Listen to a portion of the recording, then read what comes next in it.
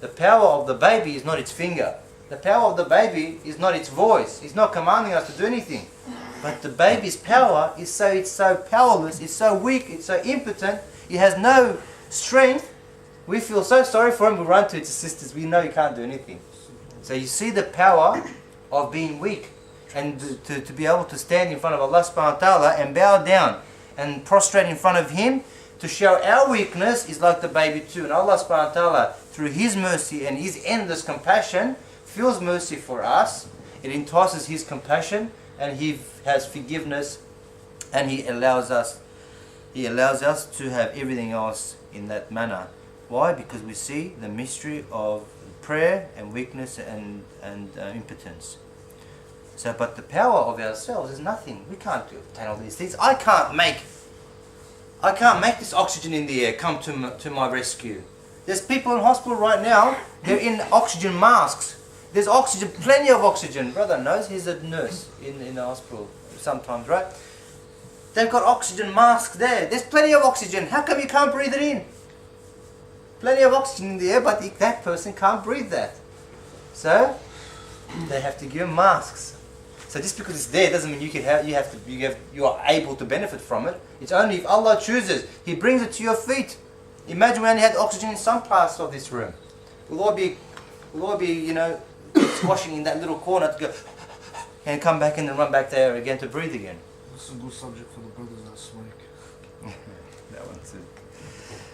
So, what power do I have to bring the sun up in the morning for my assistance? I need the sun up. If the sun doesn't come up, I'm dead.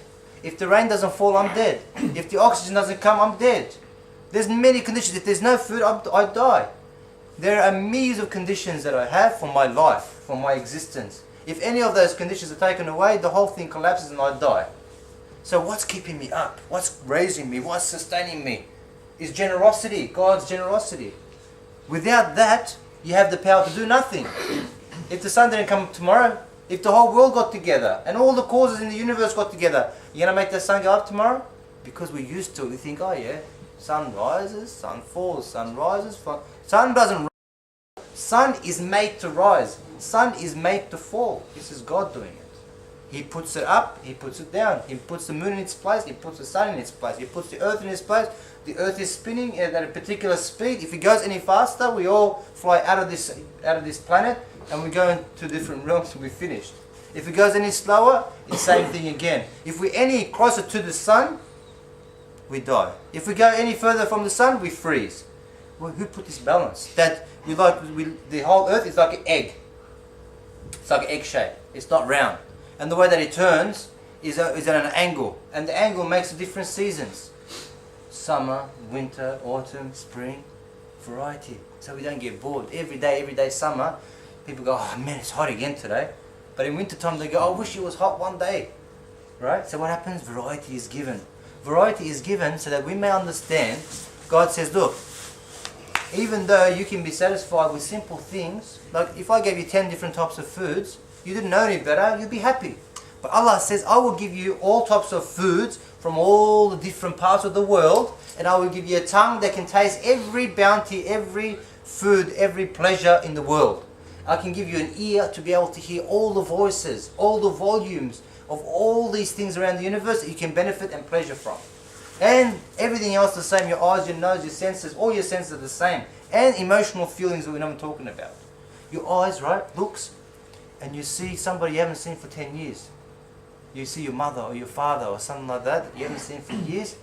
And then your eyes looking at somebody, but you're excited. You go, oh, big smile on your face. What made you smile? It's only a piece of meat. The person you're looking at is a piece of meat. The thing that you're looking from is a piece of meat. Two pieces of meat get together and you start to cry. Somebody says something to you over the phone. Look, we really apologize, but your brother's dead. Allah. And the guy, bang, tears comes out of his eyes. What happened? It's only air coming out. It's not even air, just molecules coming out and it's making you cry. And then water coming out of your eyes. What's that got to do with anything? You see, the combination of words put together has such an effect. For your eyes to be able to look. You look at somebody, you get scared, oh no, run away. You look at another person, you feel love. You look at another person or something that in the situation that you're at, different emotions, from the eye. He just looks and knows when to run. He looks and goes, run towards it or run against it. You know what I mean? This is not normal. This is a piece of meat. This is a piece of meat too. But I can't see with this ear. That's the same piece of meat as my nose. But I'll put a flower here. I can't smell that. But it's the same material. We can't see it because every day we hear from it. Every day we see it. People take it for granted. This is a miracle of God. This is a miracle. This nose is a miracle. The way that it's been placed here. One time they were saying to the scholar, God didn't give me a choice. Just put things wherever He wants to. He goes, okay, let's give you a choice. Let's take your nose out. He goes, where would you put it? Here you go. Where would you put your nose? He goes, would you put it on top of your head? He goes, that'd be stupid, wouldn't it? What do you want to do? On your back? Where do you want to put it? He goes, here's your nose. Where would you put it? He goes, the most appropriate, the most perfect place is right here. That's why Allah put it there for you. See? If you had a choice, you make a mockery of it. You look like a fool. Consider yourself of how many different things are you in need of that your hands cannot reach. Like your external and inner senses and their needs. You got an external world. We were talking about the external world, right? Of everything, oxygens and this and that, and you need. What about this internal world? There's the internal, there's me, and there's the universe. I'm connected to the whole universe. Whatever my body needs is outside here, so we're connected together. So internal and external, we have a dependency. Physical or spiritual? Both spiritual and physical and emotional, all of them. We have a connection on both sides. So compare all other living creatures with yourself.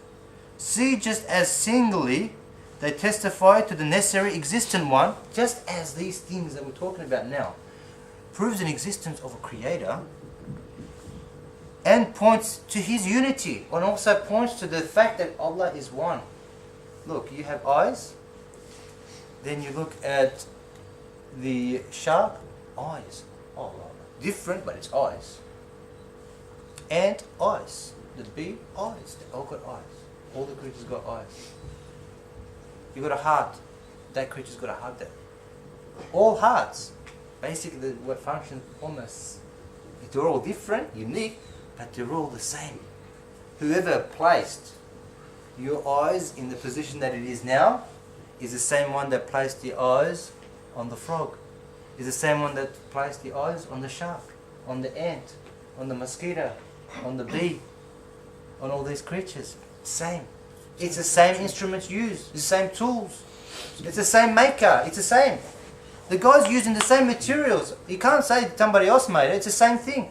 He used a piece of meat and he made that piece of meat somebody else's nose. Look, Ricky's nose, his nose, his nose. Whoever put my nose in his place made Barani's nose too. It's exactly the same materials being used, all the atoms and everything, it was all identical. We just shape differently, uniquely, to show that God is unique. That He creates however He wants. He creates variety. Compare all of the other living creatures with yourself of how much they have needs and how much they have requirements and what they cannot achieve of their own with their own power. See, just as singly they testify to the necessary existence and point to His unity, so in their totality they show to the reason a necessarily existent one. Behind the veil of the unseen.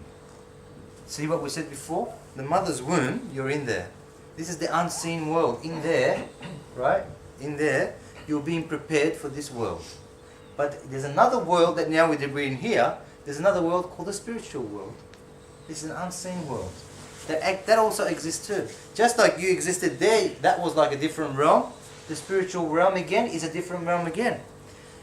Behind the veils, things are being prepared. A guy rocks up and says, "Oh, I don't believe in being resurrected and coming back to life again." And the guy says to him, "Why not?" He goes, "It's not modern thinking, and I'm a modern person, so it doesn't make any sense to me." He says to him, "My friend, okay, let me ask you a question." He goes, "Where were you 25 years ago?" He says, 25 years ago? He goes, "No, sorry."